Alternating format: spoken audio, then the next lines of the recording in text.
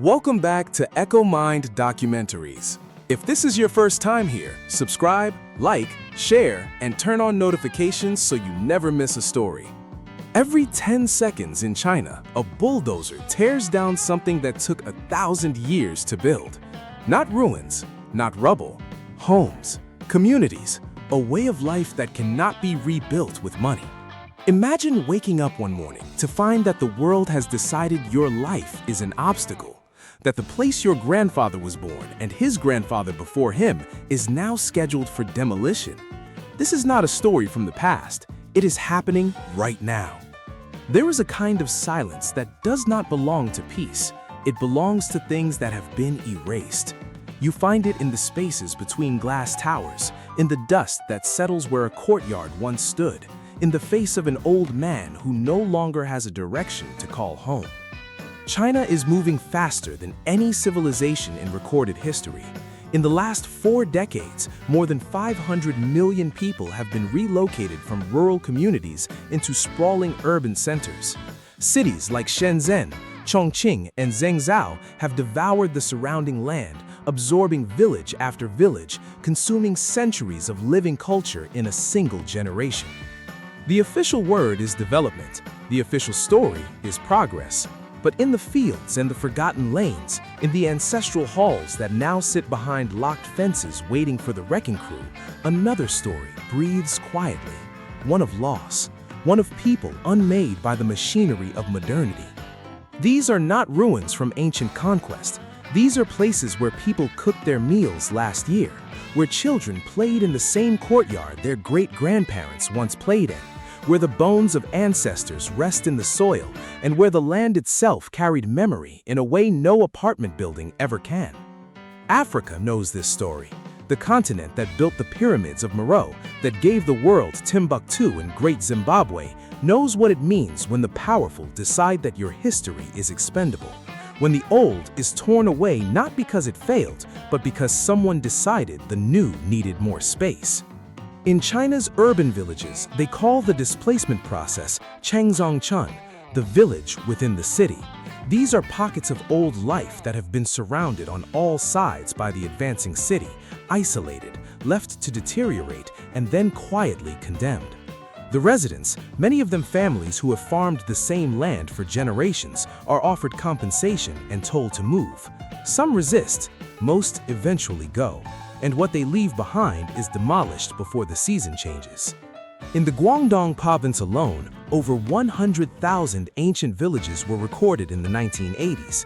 By 2010, more than 90,000 of them were gone. Not transformed, not modernized, gone, scraped from the earth as though they had never existed. Walk through any Chinese megacity today and look carefully at the gaps between the towers. Sometimes you will find a fragment, a carved wooden door frame standing in a construction fence, an old stone well sealed shut with concrete, a temple wall, smoke-stained from generations of offerings, reduced to a single standing column in a park built for aesthetics, not memory. The architects call these preserved relics. The elders who once lived there call them gravestones. What is lost when a village disappears? Not merely buildings.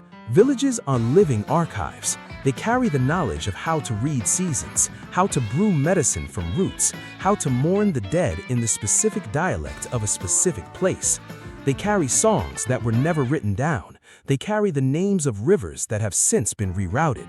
They carry a philosophy of time that understands the past not as something to be overcome, but as something to be inhabited alongside the present.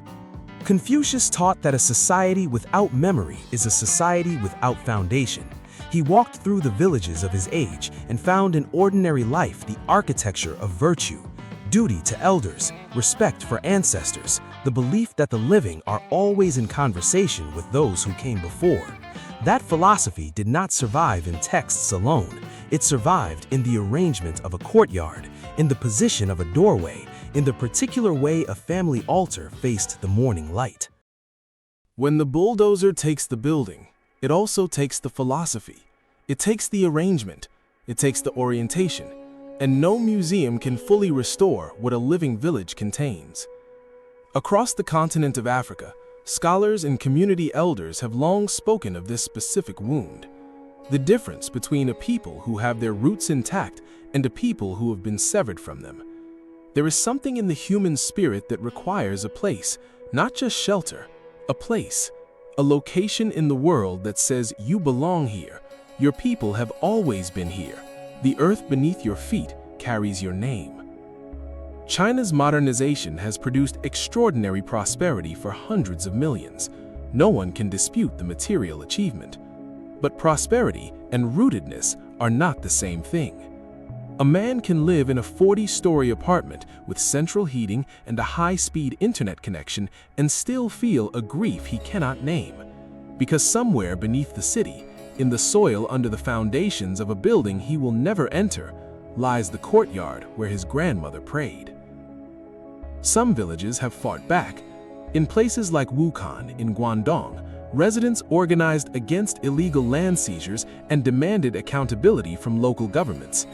Their struggle became international news, briefly. Then the pressure mounted, the leaders were detained, and the machinery of development rolled forward as it always does. Others have tried preservation through documentation. Scholars, photographers, and filmmakers race against the demolition calendar, recording oral histories, mapping layouts, photographing interiors before the crew arrives. It is important work. It is also, in its own way, a kind of mourning. You do not record what is thriving, you record what is dying. There is a photograph taken in the Anhui province in 2016. An elderly woman sits on a wooden stool in the center of what used to be her living room. The walls around her have been partially demolished. You can see sky where the roof once was. She is holding a red ceramic bowl, the kind used for festival offerings. Her expression is not anger and it is not grief. It is something older and quieter than both. It is the face of someone who has been told that her life, exactly as she lived it, is no longer relevant. That expression is not unique to China. It has appeared on the faces of indigenous communities in Australia, in Latin America, in West Africa, wherever the logic of extraction has decided that the land beneath people's feet is more valuable than the people standing on it. The disappearance of old China is not China's story. It is the story of what happens when speed is worshipped as virtue, when the measure of civilization becomes the height of its towers rather than the depth of its roots, when growth is counted in square meters of new construction and no one keeps a ledger for what is demolished to make room. But the earth remembers. It always has. In the villages of sub-Saharan Africa, where the oral tradition has carried knowledge across 1,000 years without a single written word, the elders will tell you that memory is not stored in books or buildings alone. It is stored in the body, in the way a grandmother holds her grandchild, in the particular rhythm of a harvest song, in the knowledge that you come from somewhere specific and that somewhere specific is still alive inside you. China has lost more than buildings. It has lost carriers. The old woman who knew which root treats fever in the specific humidity of that valley. The craftsman who knew how to build a roof that would last 300 years in that precise climate. The storyteller who kept the names of the mountains and the rivers and the reason why the ancestors chose that particular hillside to build their home. When they go, the knowledge goes with them. And when the knowledge goes, what remains is a city that knows only how to grow, but has forgotten why it was built. The question that China and every rapidly developing nation must eventually face is not whether to build. Building is necessary. Growth is necessary. The question is what we choose to carry forward with us. What we decide is worth protecting, not because it is profitable, but because it is true, because it is ours, because without it, we become strangers to ourselves. There are elders in the remaining villages of the Yangtze River Valley who say that when a house is demolished, the spirit of that house does not simply disappear. It wanders. It looks for a place to settle and cannot find one.